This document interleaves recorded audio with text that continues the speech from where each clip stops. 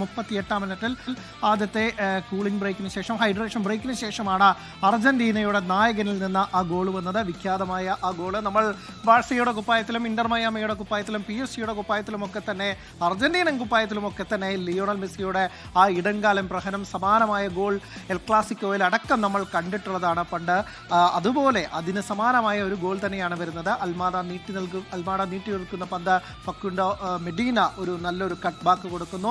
അതിന് അൽമാഡയുടെ ഒരു ഡമ്മി, അതിനുശേഷം ലിയോണൽ മെസ്സി വളരെ അതിഗംഭീരമായി തന്നെ ആ പന്ത് പോസ്റ്റിന്റെ ഇടതുമൂലയിലേക്ക് അടിച്ചിറക്കുന്ന കാഴ്ച കണ്ടു. Goalkeeper, Australian goalkeeper കാഴ്ചക്കാരനായി നിൽക്കുന്ന ഇതാണ് കണ്ടത്. ഒപ്പം തന്നെ മറ്റ് പ്രതിരോധ നിരക്കാർക്കും ഒന്നും തന്നെ ചെയ്യാൻ സാധിച്ചില്ല. ലിയോണൽ മെസ്സിയെ 38-ാം മിനിറ്റ് വരെ കൂട്ടാനായതിൽ മാത്രം ഓസ്ട്രിയയ്ക്ക് എന്തെങ്കിലും തരത്തിൽ ആശ്വാസം കൊള്ളാം. അതിനുശേഷം രണ്ടാം പകുതിയിൽ ഓസ്ട്രിയ കളന്നിറന്ന് കളിക്കുന്ന കാഴ്ചയാണ് കണ്ടത്. തിരിച്ചടിക്കാനുള്ള ശ്രമങ്ങൾ പുരോഗമിക്കുകയായിരുന്നു. പക്ഷേ അർജന്റീനയുടെ പ്രതിരോധ നിര, ലിസാൻഡ്രോ മാർട്ടിനസ് എടുത്തു പറയേണ്ടതുണ്ട്. ആ പേര് ഉയരക്കുറവിന്റെ പേരിലൊക്കെ തന്നെ പലകുറി ആ താരത്തിന് ആ പൊസിഷനിൽ കളിക്കാൻ പറ്റുമോ എന്ന് ചോദ്യം ചെയ്തവരുണ്ട്. പക്ഷേ ലിസാൻഡ്രോ മാർട്ടിനസ് ഈ മത്സരത്തിലെ സൂപ്പർ താരമായി മാറിയാൽ പോലും അത്ഭുതപ്പെടേണ്ട. കാരണം അത്ര കണ്ട് മികച്ച പ്രകടനമാണ് മാഞ്ചസ്റ്റർ യുണൈറ്റഡിന്റെ ഈ സെന്റർ ബാക്ക് കാഴ്ചവെക്കുന്നത്. അതിനിടെ കുട്ടി റൊമേറോ ഒരു കാർഡ് കൂടി കണ്ടതോടുകൂടി ആ താരത്തെ മാറ്റി ഇപ്പോൾ നിക്കോളാസ് ഒട്ടാമെന്റിയെ കൊണ്ടുവന്നിരിക്കുകയാണ്. മറ്റൊരു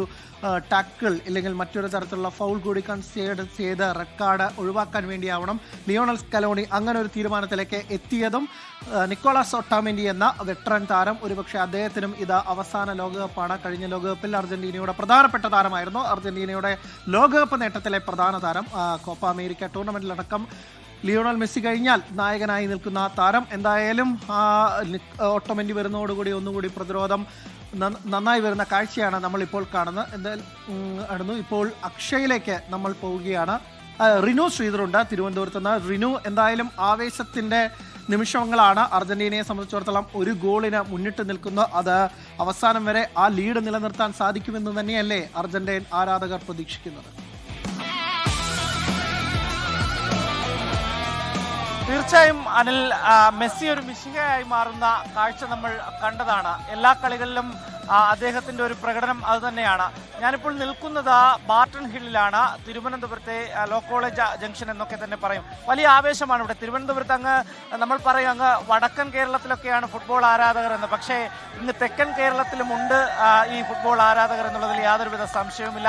അത്രയ്ക്കും ആവേശം തരുന്ന ഒരു കാഴ്ച. തിരുവനന്തപുരത്തിന്റെ മുക്കിലും മൂലയിലുമെല്ലാം ഈ LED വോളൊക്കെ വെച്ചുകൊണ്ട് എല്ലാവരും ഈ ഫുട്ബോളിനെ വരവേൽക്കുന്ന ഒരു കാഴ്ചയാണ് ഉള്ളത്. നമുക്ക് അവരോട് തന്നെ ചോദിക്കാം. അപ്പൊ അർജന്റീന കളിക്കാരനല്ല? അല്ല അല്ല അല്ല അല്ല എങ്ങനെയുണ്ട് കളി? എങ്ങനെയുണ്ട് കളി? അടിപൊളിയാണ്. അവര് തോക്കും. ആര് തോക്കും? അർജന്റീന. തോക്കണത് ഓസ്ട്രിയ, ജയിക്കുന്നത് അർജന്റീന. മെസ്സിയുടെ പ്രകടനം എങ്ങനെയുണ്ട്? ബ്രസീൽ തോക്കും. മെസ്സിയുടെ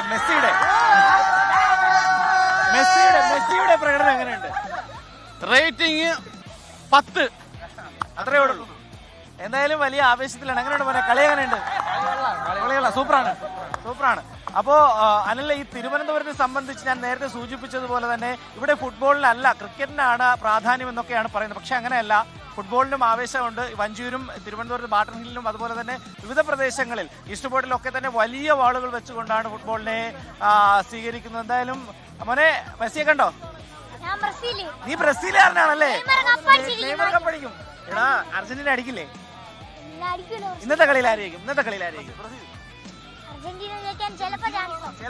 ചിലപ്പോ സാധ്യതയുണ്ടെന്നാണ് അതിൽ പറയുന്നത്. എന്തായാലും വലിയ ആരാധകരാണ്, വലിയ ആവേശമാണ്. നെയ്മറുടെ ആരാധകനാണ്, പക്ഷെ ഇട്ടിരിക്കുന്നത് പോർച്ചുഗലിന്റെ ജേഴ്സിയാണെന്നുള്ള കൗതുകമുണ്ട്. എന്തായാലും പലപ്പോഴും പരിഹസിക്കുന്ന ഒരു വാക്കാണ് ബ്രാച്ചുകൽ എന്നുള്ളത്. അത് മറ്റൊരു കൗതുകമായി നിൽക്കുന്നുണ്ട്. എന്തായാലും തിരുവനന്തപുരത്തെ ആവേശമാണ് കണ്ടത് നമ്മൾ. തിരുവനന്തപുരത്ത് മാത്രമല്ല, ലോകമെമ്പാടുമുള്ള അർജന്റീൻ ആരാധകർക്ക് ഇത് ആഘോഷത്തിന്റെ നിമിഷമാണ്. കാരണം അവർ കാത്തിരുന്ന ഒരു റെക്കോർഡ് തന്നെയാണ് അവരുടെ നായകൻ ലിയോണൽ മെസ്സി സ്വന്തമാക്കിയിരിക്കുന്നത്. ഒരുപക്ഷെ ഫുട്ബോൾ കളിക്കുന്ന അല്ലെങ്കിൽ എല്ലാ തരത്തിലുള്ള അറ്റാക്കേഴ്സും ആഗ്രഹിക്കുന്ന കാര്യം കാൽപന്ത് കളിയുടെ മഹാവേദിയിൽ ഒരു തവണയെങ്കിലും പന്ത് നേട്ടുക, പന്ത് തട്ടുക, അവിടെ ഒരു ഗോൾ നേടുക, അതിനപ്പുറം അവിടെ നിന്ന് എക്കാലത്തെയും മികച്ച ഗോൾ വെട്ടക്കാരനായി മാറുക എന്ന് പറയുന്നത് ചെറിയ കാര്യമല്ല.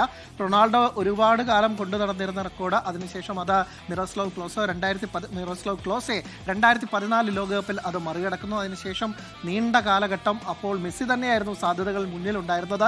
കഴിഞ്ഞ മത്സരത്തിൽ ഹാട്രിക്കോട് കൂടിയാണ് ലിയോണൽ മെസ്സി അർജന്റീൻ നായകൻ ആ റെക്കോർഡിന് ഒപ്പമെത്തുന്നത്, 16 ഗോളുകൾ വീതം. ഈ മത്സരത്തിൽ മെസ്സിയുടെ ഗോൾ തുടക്കത്തിൽ തന്നെ കാണാമെന്ന് പ്രതീക്ഷിച്ചതാണ് ആരാധകർ, പക്ഷേ അത് ഉണ്ടാവുന്നില്ല. വലിയ നിരാശയായിരുന്നു. ഒരുപക്ഷെ അർജന്റീന ആരാധകർ ആ പെനാൽറ്റി നഷ്ടത്തിൽ ഇപ്പോൾ നിരാശപ്പെടുന്നുണ്ടാവില്ല. കാരണം പെനാൽറ്റി അടിച്ച് റെക്കോർഡ് നേടിയല്ലോ എന്ന തരത്തിലുള്ള പരിഹാസങ്ങൾ പോലും കേട്ടേക്കാം. അത് ഒഴിവാക്കാൻ എന്തായാലും സാധിച്ചല്ലോ എന്ന തരത്തിലായിരിക്കും ഇപ്പോൾ അർജന്റീൻ ആരാധകർ ആഗ്രഹിക്കുന്നുണ്ടാവുക. എന്തായാലും അവർ കാത്തിരുന്നത് പോലെ തന്നെ ഒരു അതിമനോഹരമായ ഒരു ഗോളിലൂടെ ലിയോണൽ മെസ്സിയുടെ ടച്ചുള്ള ആ ഇടങ്കാലൻ പ്രഹരം, അത് ഒരു ഇടങ്കാലൻ മിന്നൽ പിണറായി തന്നെ വന്ന ഒരു ഗോളാണ് നമ്മൾ കണ്ടത്. ഇപ്പോൾ മത്സരം 74 മിനിറ്റിലേക്ക് പിന്നിടുമ്പോൾ 1-0 തന്നെ മുന്നിലാണ് അർജന്റീന.